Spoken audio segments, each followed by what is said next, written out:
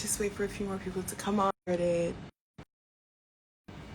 Hello, everyone. Hello. Good evening. Good evening. So good to be back here again. My name is Bolanle. Good evening, everyone. Let me go ahead and pin the conversation.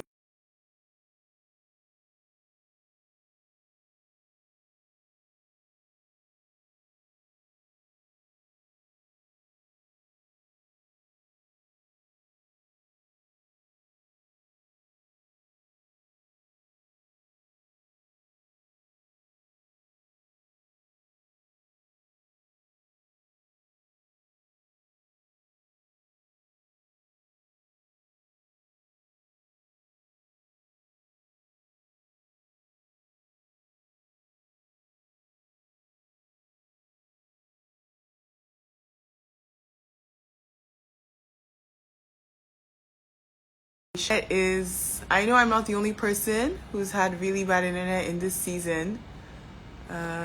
Just wait for Her Excellency to get in here and then we'll begin.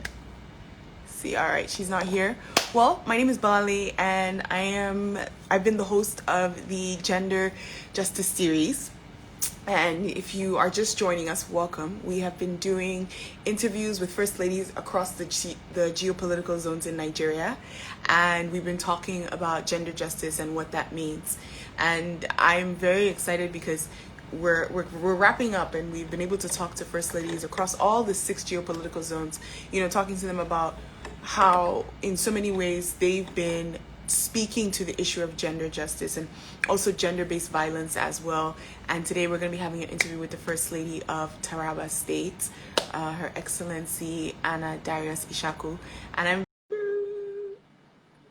I hope everyone's doing well. I hope everyone's having a great week. I know the weather is not fun, but we just got to push through. It's rainy season. So let's see if we can get this connected and see.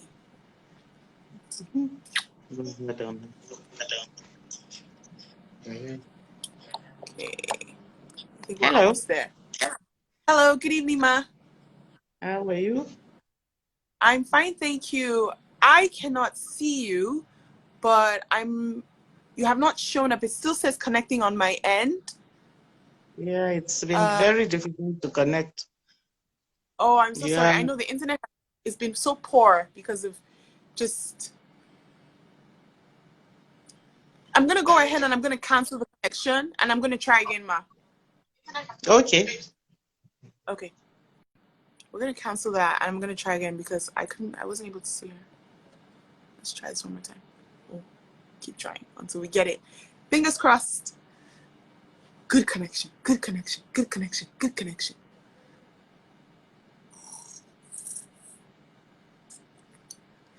I don't know. Sometimes, you just hope that you'll get the best, and it's going to be a great conversation. We're going to be talking about the role of the First Lady and what it really means to be a First Lady, how political can it be? I should probably put my glasses on because I'm going to be reading my computer. Sorry. This is not happening. Let's just give it a few more minutes and see if we can get a connection through. Okay, let me cancel again and try again.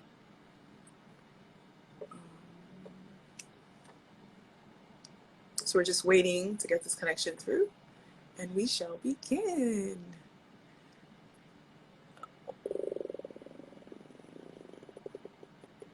She's here. Yes, she is here. She's on the call, but I am not connected. I can't hear, and we just need to wait for Barrister Ishaku to pick up the call. Give it a few more seconds and see. Okay. Or maybe I should have the request be sent on the other end instead of please send in a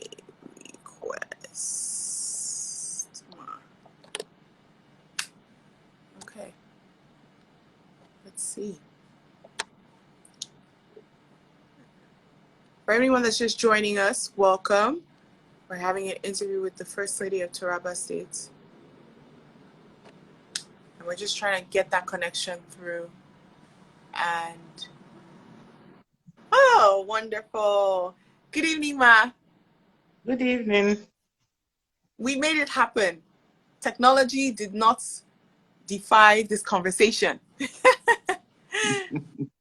Thank you so much for taking time to be here, Ma. I really appreciate it. It's great to see you. I hope your Thank week you. has been well. Yeah. Wonderful, wonderful. I'm looking forward to our conversation. I've been speaking to first ladies across the 6 geopolitical zones, and Yeah.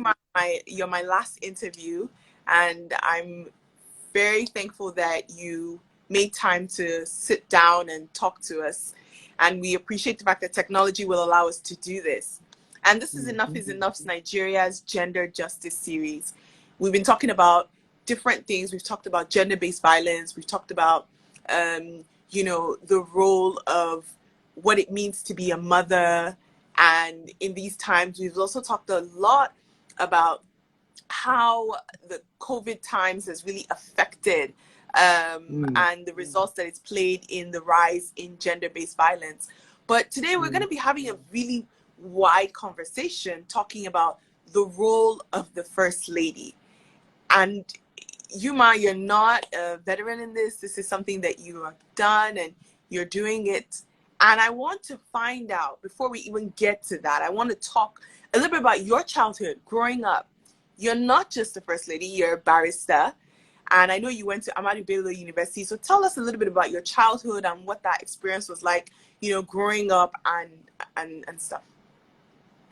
Well, I was born in Wusasa Zaria, Kaduna State.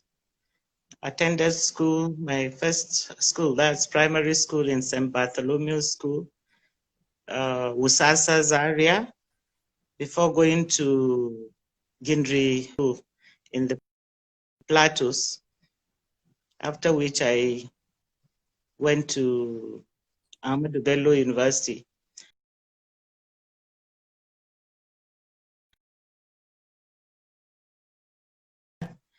I was posted to Kano for my National Youth Service, and I served with the Legal Aid Council.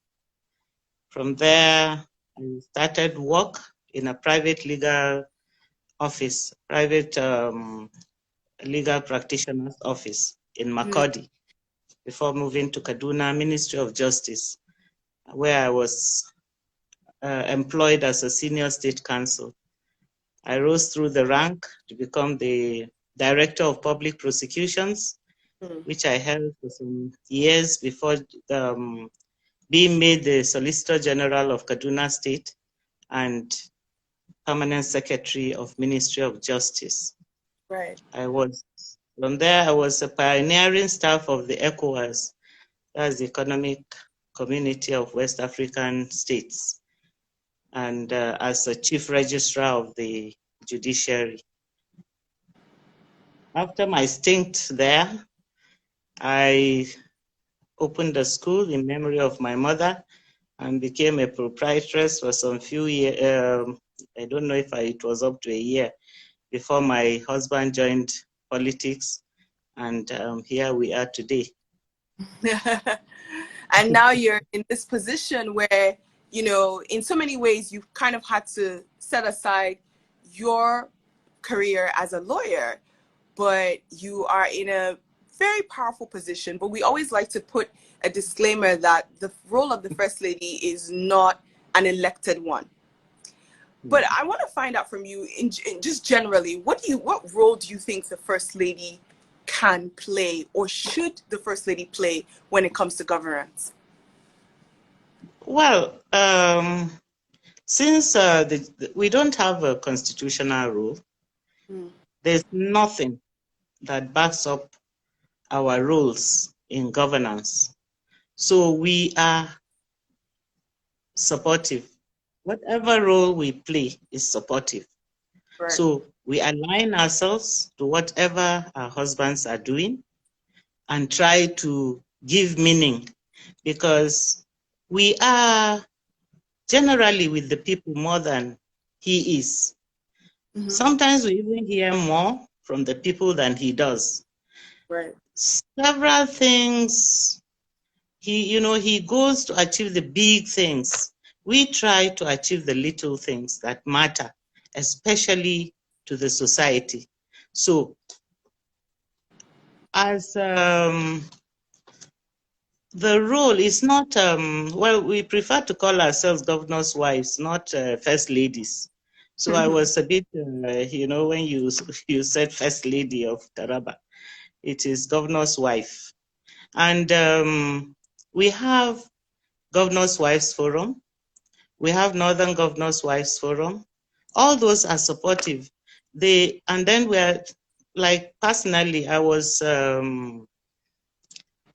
more directed towards whatever I'm doing, using examples from past governors and also presidents' wives, Right. like Mariam Babangida Mm-hmm. with her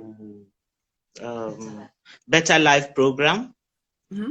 and also presently President's Wife program. Right. So, Okay. and then, she calls us for meetings and we meet on the platform of Governor's Wives, and all those are encouraging us towards acquiring rules for ourselves. Right. Okay. Because it's not formalized, we have to create it, and we have to be very, very creative, seeing the needs in society, and I said also guided by whatever our husbands are doing. Yeah. So in terms of, I want to talk a little bit about the Governor's Wives Forum. And I know that the Governor's Wives Forum has been very influential when it comes to the gender-based violence laws that have been domesticated. So in my opinion, that's an example of a very an effective way to use the position. Is there something, is there a way where this can be a continuum? Because I've seen how effective it is when the wives of governors are in their husbands' ears saying, we need to domesticate this. For example, Taraba has, the VAP Act domesticated. And I have to say congratulations to you guys. I think that's amazing. But I want to find Child's out, right. sorry, I apologize, the Child Rights Act domesticated. Yeah. Is there, The vibe is still hanging, but we are working towards it. okay. So what other ways do you feel like your position could be used effectively? Honestly, I think it's not about the number of laws enacted, but Okay. in executing these laws. Like issues of rape, they're all in the penal code.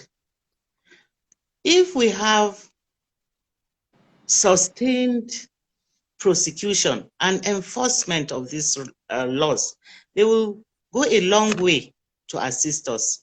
So with what is happening all over, violence against women, rape, and so on and so forth, I've already started inviting FIDA.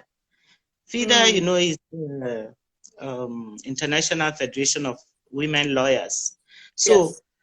I was a very active member of FIDA. I'm a life member.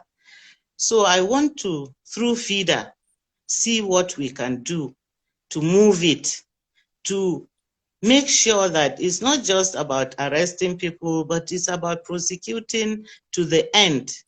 Right. We know, rape and all this gender violence and all that. There are issues where even before anything is written, a report is written, the families come and say they have been settled. They are settled out of 12 days. They become hostile witnesses. They don't even want to give evidence in court. So we want to see how, we as women, will go around sensitizing them, telling them and encouraging them to come out, to say something, to also be against this action. It's not just about being in the books, you know, thou shalt not, or if you do, this will happen, but it's about actually using the law to prosecute and also send these people to jail or whatever punishment is supposed to be given. It sounds as though there's been a variety of progress that's been made, but I wanted to find out what's the general feedback that you've heard from community members in regards to really talking about the issue of rape, because in so many ways, based on what part of the country you are, there are different, conceptions and also misconceptions about what is consent, what is not consent. So I wanted to find out what, the feedback has been in Taraba State.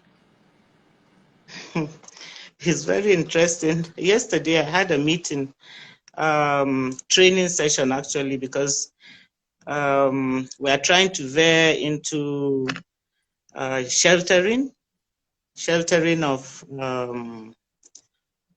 vulnerable youths, orphans, and the like. So we usually, whatever it is we are trying to do, we try to get educated so that we'll be able to handle it properly. So one of those who were commenting raised the issue of incidentally a male asking us why we think rape is going on. So I asked him to also answer his question, but of course he wouldn't. Now, some of the things we found out was also culture-based. Culture-based in that a woman is brought, a woman starts her childhood as a non-important member of the family. Right. She is a house help to her brothers. She is a cook, assistant cook to her mother. Where you can use all the children, male and female, but everybody in the family uses the girl child for housework, domestic work. In fact, she even takes food to her junior brothers, serves them food, brings water to wash hands. So, the whole, and so how do you bring up a woman to feel she is worth something? Right. If right from her family background, she's brought up to feel that she is less important than the boys. So, we want to talk. We want to start talking. We are talking in the office. We want to move out to the communities. We want to hear them too. What strategies do you feel like, because Ma, what you've touched on is a very important point. It's a foundational cultural issue in so many ways. I always tell people that rape has to do with women's rights. And women's rights is something that a lot of men, a lot of even women don't want to hear, because we consider us a traditional society. And there's this need to hold on to our tradition. We don't want to adopt the traditions of the West. So is there a middle ground? Is there a place where, because sometimes if you're having a conversation, we need to make sure that we're communicating. We're not just shouting. And I find my generation, we sometimes might not be having a conversation when it comes to this issue. Is there a way to have this conversation? Well, like I said, we need to go around. We need to meet communities. Maybe like what we normally do in all this sensitization of communities. We meet traditional leaders and stakeholders, especially women. It depends on what we want. Sometimes we mix them, sometimes it's, maybe just, but I will give you an example with what happened when we were doing the drug sensitization. Some women were asking us what we expected their children to do.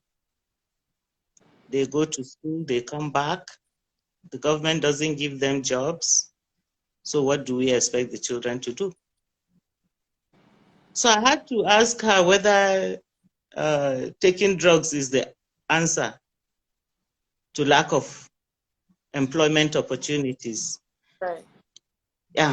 So, there are so many things that they are completely misconstrued. Actually, left to people, they will imagine that it is the government that ought to look after their babies. There are communities where they have children without stop, without number, without bothering. And what happened? They sell these children. And right now we have 72 we are looking after. So we are still talking, actually, truly. We are talking, we are going to invite other stakeholders for a meeting next week. We are going to discuss it to see how we can collaborate within ourselves and then with the outer society. Right. We are going to hear from different associations that have worked with the children, abandoned children, abused children, trafficked children. We have already invited them for next week. So for me, this is just like the beginning of going into the field. Yes. I want to talk a little bit more about your NGO, Hope Afresh, and, kind of circling back to the role of the governor's wife, as you said, we shouldn't call it the first lady. And it sounds as though your NGO has been doing a lot of work. And I'm just going to read a little bit of, the work that you mentioned that you've done, HIV/AIDS prevention programs, free medical outreach to the following communities, Jalingo, the state capital, and Takum. Also working with internally displaced persons at IDP camps. Also doing empowerment programs to fight poverty and unemployment. You've also done skills acquisition. You give out food, you give out goods. I mean, in so many ways, the idea of this NGO in many ways sounds like a lot of the work that government could or possibly be doing or is not doing. And you said that, the reason why, as a governor's wife, your role is to work side by side with your husband. Do you feel, though, that there's a place where it's necessary to have more of a dual partnership when it comes to working with your husband? So should the role of the First Lady be given more power and more input into what happens in government? Because, I mean, based on what you've done, I've listed here, and I just did a brief overview, there's a lot that your NGO has done, but that's under the banner of an NGO. Yeah. The name of my foundation is Hope Afresh Foundation Taraba. Taraba is very key to the name. Now, I think I prefer the role of the governor's wife to be left as it is. Okay. Now, I'll allow us, the governor's wives, whoever is on seat, to pick what she wants to do. What I picked to do, mainly, honestly, most times is outside my control, because anytime we hear there's a need, we just run in there. Like the fight, the herdsmen attack, and so many things have been derailing us. What I first saw here was the poverty. And I felt, okay, whatever we are going to do, will be geared towards poverty reduction, at least transferring skills so that people can do something for themselves, be self-employed, because government can never be able to employ everybody. And Taraba really, really does not have industries that you say, okay, some can go into these big conglomerates of industries. No, we don't. So our focus really was to do this. But when you hear there's a strike somewhere, people are dying somewhere, people are in the cold, they have been driven into the bush, you have to go.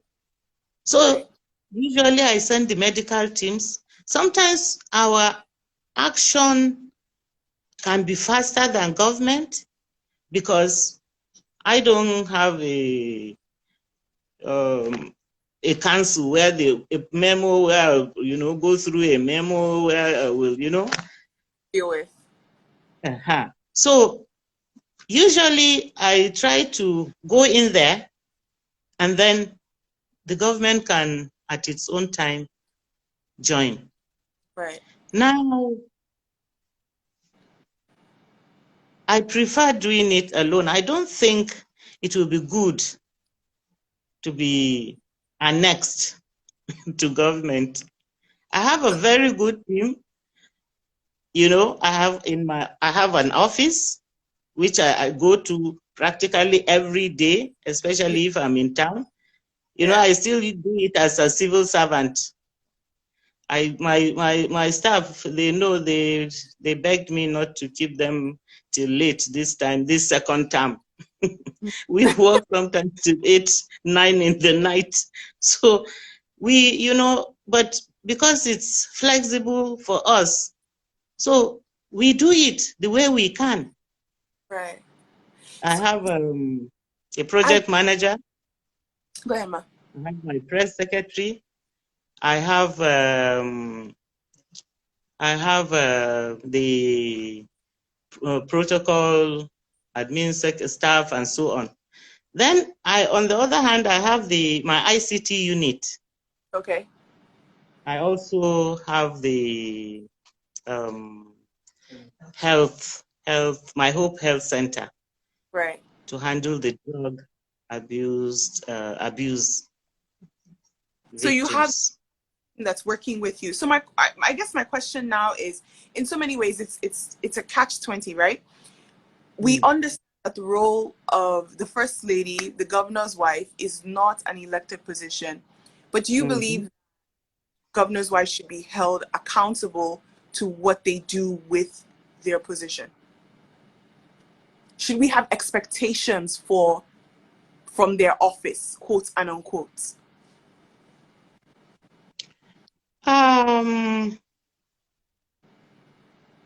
Expectation for the office, yes, I will say yes. I don't believe as a governor's wife you should just be gallivanting here and there. You should stay, because honestly, I don't know about other states. Definitely some other states are far better than Taraba, but Taraba, we're really far behind. So I cannot imagine a governor's wife of Taraba and it's just, idling about.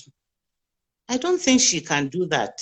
But there are states where so many things are already in place. The state is already stable. Infrastructures are already in place. Here, even water. My husband had to start building tanks and try to get water into the communities through provision of boreholes and so on. I think that sounds like every state in Nigeria, honestly. I don't know. No. Honestly, some states are better. Some states have been there as even capitals of like the northern region. Kaduna was the capital of the northern region. You cannot compare us with like Lagos, that was also the capital of the federation. Like, some of the states in the south where they have so much money. Here, I told you it's a civil service town. Right.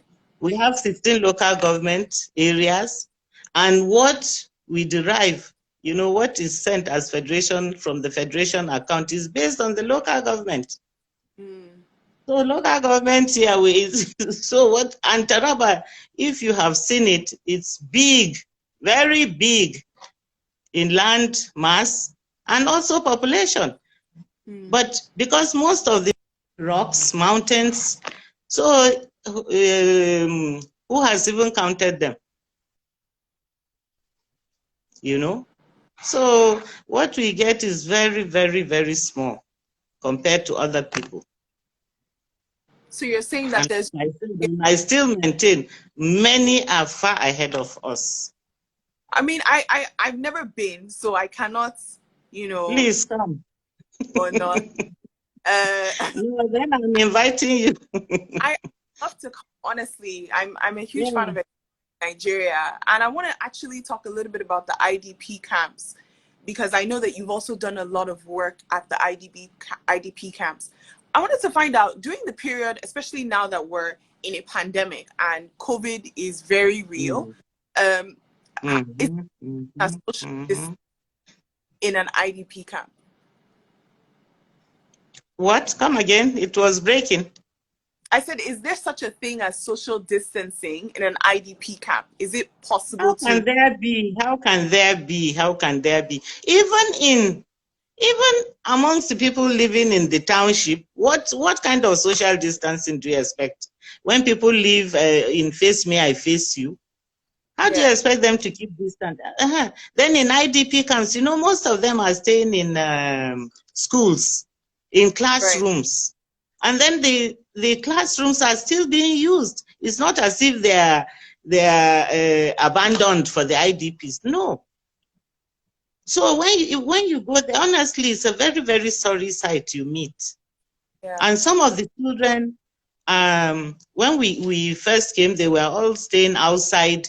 Anytime school is going on, whether it's raining or it's on sunshine or whatever.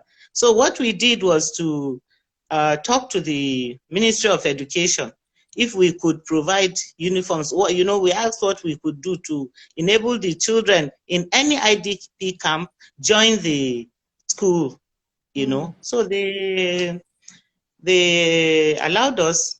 So we bought uniforms for them, books and other things.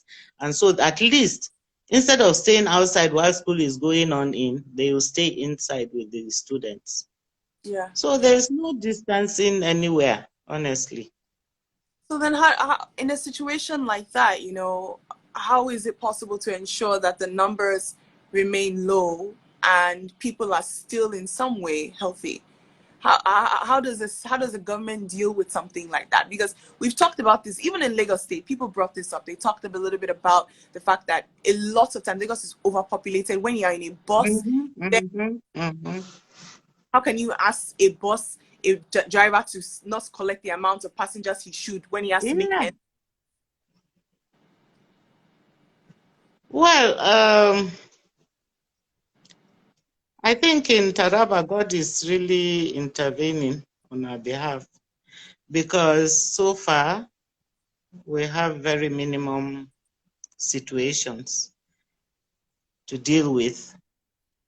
And I remember the few we got earlier on, I think it was in April, May.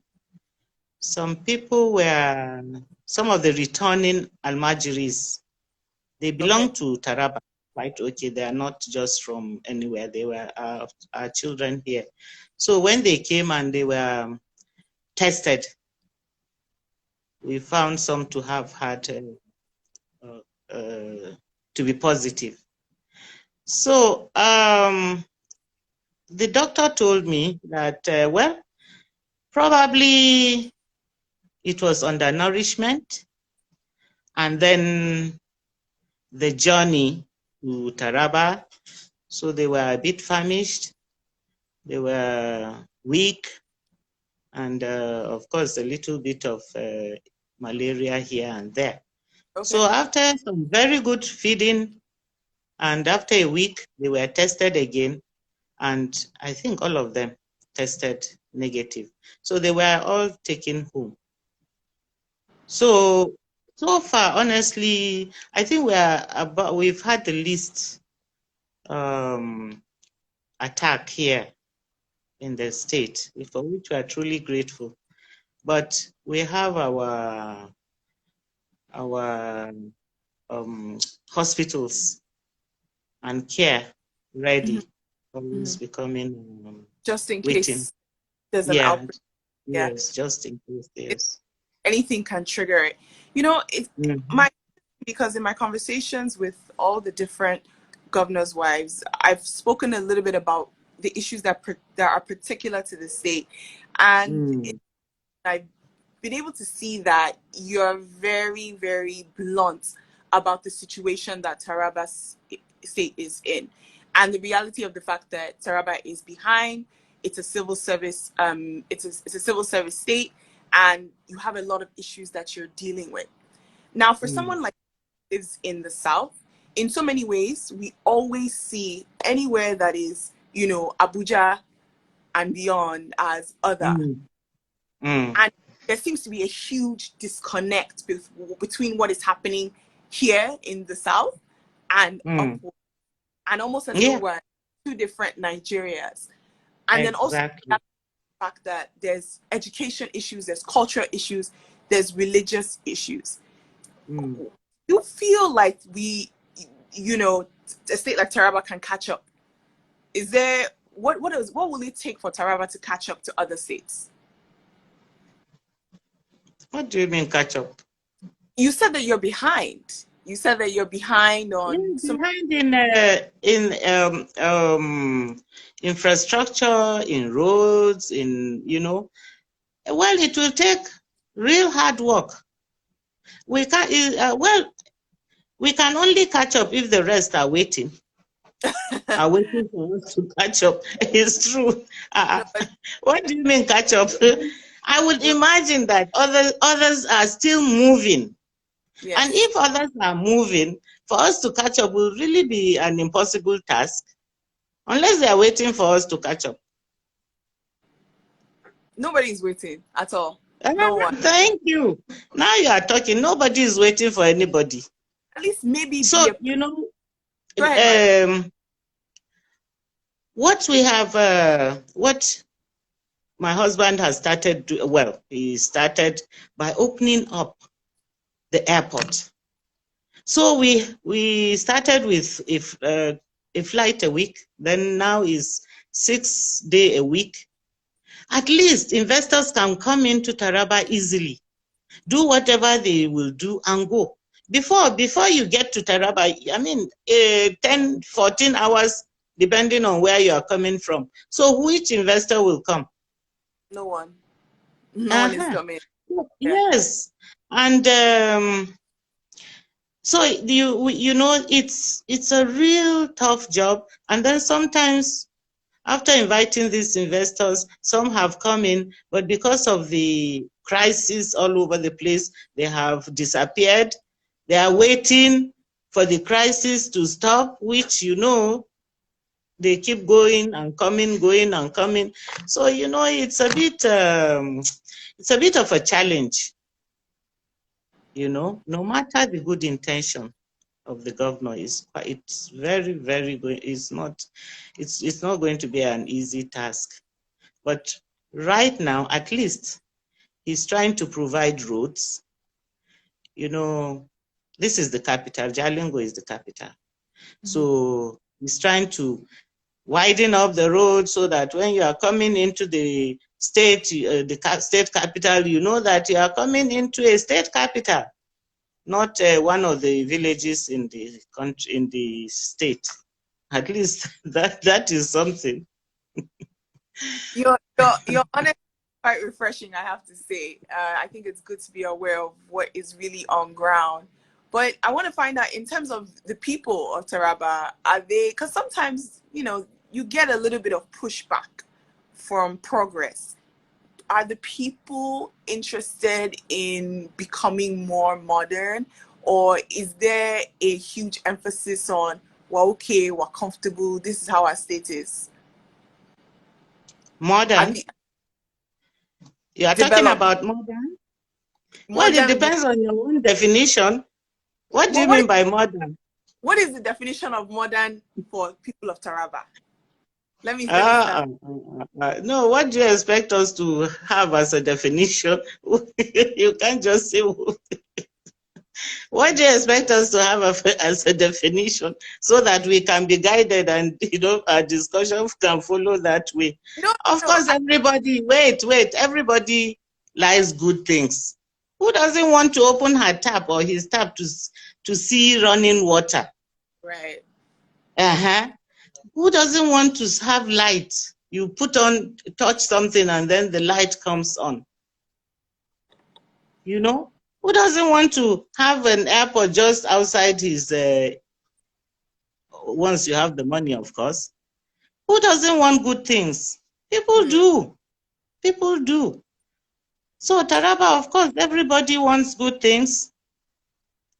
We have the universities and we have a lot of students. What about education? What about education school? For now, I think we are in the WAEC. I think we are first in the north. We are first in the north. But when we came, we were somewhere, down there. Okay. So we are catching up.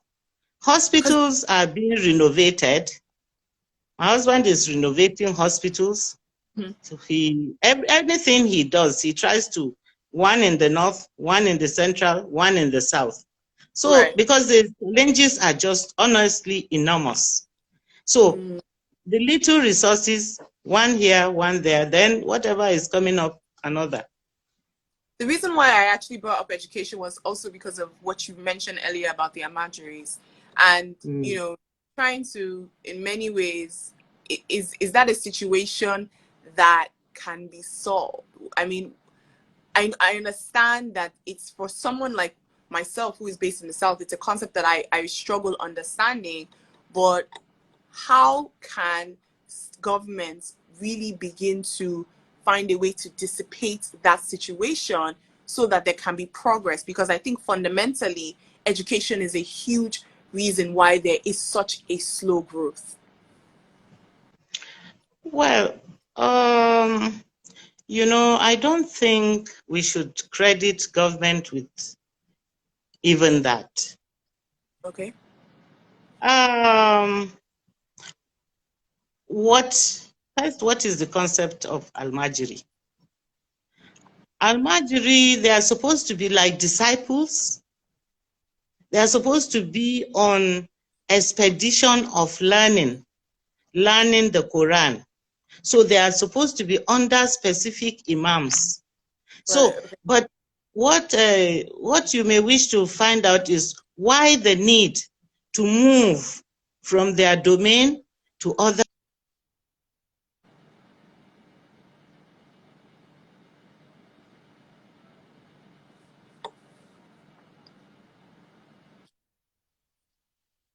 I can hear you, ma.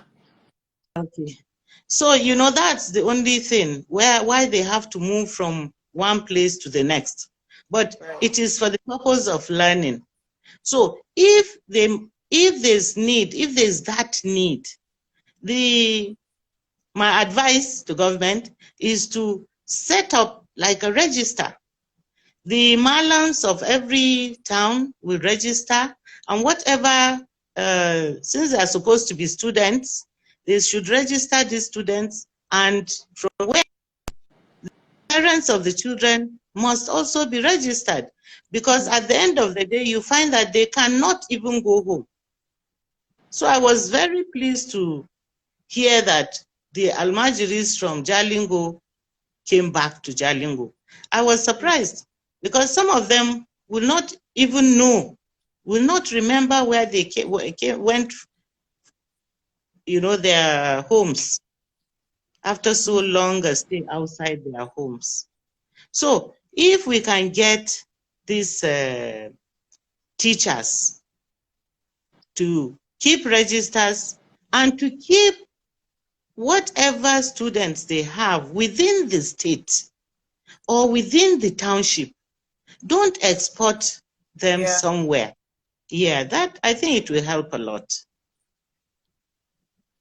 Yes, I agree with you, Ma, because I believe that, like so many things in this country, regulation is necessary, Mm-hmm. because, like you mentioned, it's supposed to be doing this, but that's not what it's doing. This is how it's No. supposed to be a thing of it.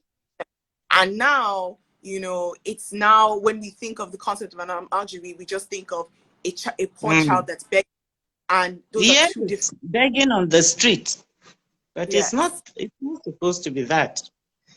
Well, Ma, I mean, I know I've seen that the governor's wives have been able to do a lot of work. So, as you recommended this, I hope that your husband might be listening, and maybe he's I watching. don't. Oh, here. Okay. I want to talk a little bit about, just before we go, I want to talk about what are the challenges. Like, if someone was to spend one day in your shoes as a governor's wife, what kind of challenges would they, face? Well, it depends on where they are coming from. You see, one of the biggest challenge I had was coming from a strictly civil service family. Okay. My grandfather, myself, were not politicians. Right. So whatever I found here, everything I was like a beginner. Right. I learned it as we went along. So expectations of people I used to find very strange. They would expect you must dress in the most expensive cloth. And unfortunately for me, as a lawyer, we don't even bother with dressing. So it was a bit of a challenge to be able to keep up, dress Mm-hmm. up, make up, you know. And then being in this seat, you find people expect you to have the governor's ears at every time for everything. Okay. Everything. You will be shocked as to the nature of requests I get. Too many people have to say, look, you work with him, you sit in council meetings with him. So it's like I'm a shortcut to the Right. governor's Yes. I mean, they ear. would. We all see that you are the soft. You have his ear, and you have a way to his heart. So in many ways, people will say, "Oh, let me talk to Her Excellency to see if something can be advanced quicker." Mm-hmm, mm-hmm. And then one of the challenges I faced was something like um, what you are doing is very strange. This is not what we are used to doing. In what way, Ma? What was the Thank you. Exactly. In what way? When you you look at yourself, you look at your background, you look at what you have done before, you look at, I'm not a lazy person. I want to move, I want to work. I keep an office. I Mhm. don't, so you wonder, okay, because I keep an office, so I should not keep an office because the other people did not keep an office? Something like that. So you are confused. Hmm. And you are expected to, I am sorry, I don't go about with a retinue of women or men. It's only my aides, my security aides. Even my office staff, most times it's when we have an official thing, they follow me. Ordinarily, I don't go about with two. And I'm expected to do that. And you don't do it, of course, it's something to complain about. So, but one thing I know that in governance or in working with people, no matter what you do, there's bound to be people who will look at it, criticize criticize it and wonder why you are doing. Like a joke I saw the other day, that if you see somebody walking on water, they'll say it's because he doesn't know how to swim. So, there are some way out things that, for those of us being introduced onto the elective political fields, is a bit, we are just catching up. We are trying to catch up. We are trying to make ourselves relevant. We are trying to bring a little comfort, a little joy to the few we can. Yes. And definitely you cannot please anyone or everybody. Yes. So, now, just looking back and on your position and the role as First Lady, when you look back, do you feel like in many ways you've been able to create impact? And what kind of legacy do you hope to leave behind? Well, impact,